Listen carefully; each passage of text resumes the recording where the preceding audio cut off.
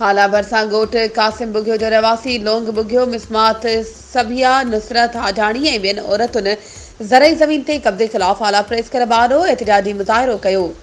मुज़ाहिरीन ज़रई ज़मीन ते कब्ज़ो कंदड़नि ख़िलाफ़ एतिजाज कंदे चयो त 6 साल अॻु बिरादरी जे माण्हुनि याकूब बुघियो मोहम्मद जुमन बुघियो वारनि खां दे कलरी में 2.5 एकड़ ज़मीन 25 लख रुपयनि में मुल ख़रीद कई जेका असां आबाद करे रहिया आहियूं।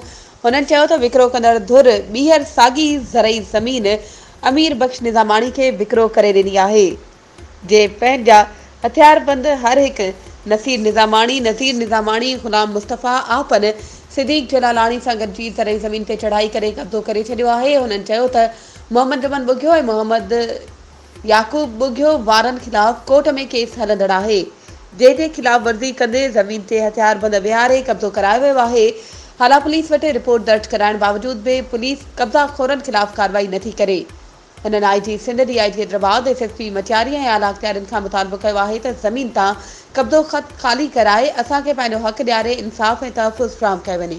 वधीक ख़बरुनि ऐं अपडेट्स जे लाइ असांजे चैनल खे सब्सक्राइब कयो ऐं हा बेल आइकन खे प्रेस करणु न विसारिजो त जीअं असांजी हर नई अचण वारी वीडियो तव्हां ताईं पहुचे।